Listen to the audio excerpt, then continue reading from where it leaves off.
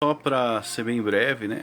A, a questão qual Deus, que é bem usada pelos ateístas, né? Qual Deus? Ou então, por que não outros deuses? Por que não existe outros deuses, né? A pergunta para nós não faz nenhum sentido. Por quê? Em primeira instância, nós estamos defendendo o Deus cristão. O ateu deve provar, então, a existência desses deuses, supostos deuses, ou a possível existência deles. Por quê? Porque o ateu parte da premissa de que não existe outros deuses. O politeísta parte da premissa de que existem muitos deuses, e o cristão parte da premissa de que existe apenas um Deus. Pela lógica, é possível organizar dessa maneira. Premissa 1, ateu. Não existe nenhum Deus. Premissa 2, existem muitos deuses. E premissa 3, existe apenas um Deus. 3 premissas. A premissa, vamos começar da frente para a premissa 3, existe apenas um Deus. Deve provar, que é o cristão, que existe um Deus. Na verdade, deve se propor a debater sobre a existência desse Deus. Né? Um cristão já parte do pressuposto que esse Deus exista. Mas esse é um outro vídeo que nós vamos fazer. A premissa 2, indo de baixo para cima, existem muitos deuses, é uma contradição. Porque ele vai dizer, existem muitos deuses, por quê? Porque nós vemos nas mitologias esses muitos deuses.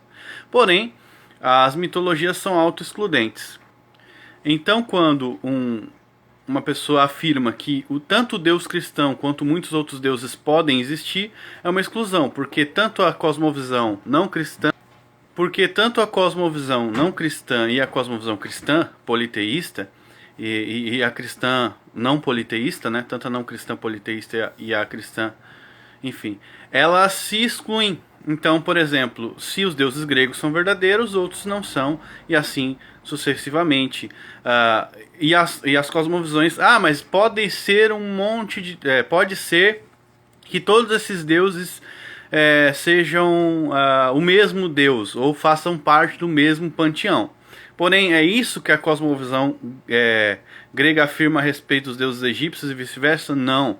Eles não afirmam isso. As cosmovisões não afirmam isso. Outra coisa, a diferença tão clara dessas cosmovisões, né? Se excluem também a multiplicidade de deuses. Por exemplo, quando você pergunta quem é Zeus, Zeus não é o criador. Zeus é um deus que não criou o universo. Ele veio lá, ele é descendente, filho do Titã, Cronos, que foi filho de Urano. Urano não criou o universo, Urano é o cosmos. Então é um panteísmo, né? Então é diferente do cristianismo. Não pode fazer, não, então é autoexcludente, não pode existir tanto os deuses gregos, vamos supor, quanto o cristianismo. Então, como são autoexcludentes, essa premissa não pode se aplicar ao cristianismo. Isso é tão claro que a gente deveria ignorar essa pergunta. Mas quando a gente está falando sobre Deus, é óbvio que a gente está falando sobre Deus, como a gente crê, o Criador do universo. Nesses termos, como Criador do universo, só nos restam o cristianismo e todas as outras visões teístas. Então, o debate vai ser proposicional. Então, o nosso trabalho é só defender a existência do Deus cristão.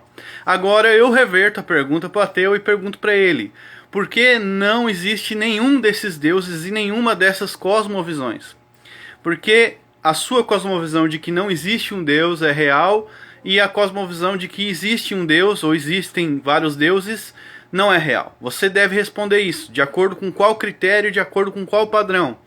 Aí ele vai dizer, não, você deve provar. Sim, eu estou provando que o Deus cristão existe, né? E estou provando que é uma impossibilidade, uma incoerência existir tanto o Deus do cristianismo quanto os outros deuses. Senão, é uma contradição, né? Agora, como se resolve essa questão? Se o cristianismo exclui todos os outros deuses, e se os outros deuses excluem o cristianismo, então, ou o cristianismo é falso, ou o cristianismo é verdadeiro. Ou os outros deuses são falsos, ou são verdadeiros.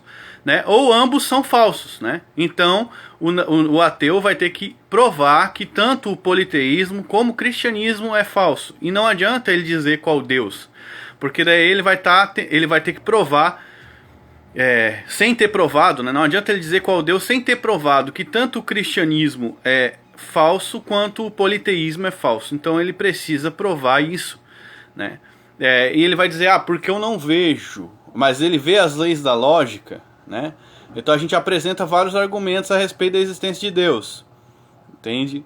Então essa pergunta você responderia assim, eu responderia assim, de uma maneira muito simples.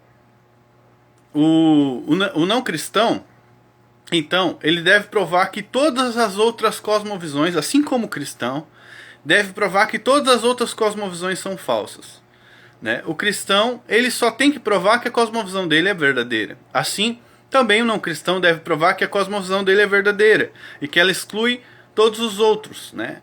É uma petição de princípio ele fazer esse tipo de coisa. Nós devemos, então, ir para um debate pressuposicional, onde uma cosmovisão certa exclui todas as demais. Por exemplo, como eu já disse, né? Se os deuses gregos... se o cristianismo é verdadeiro, os deuses gregos são falsos por necessidade.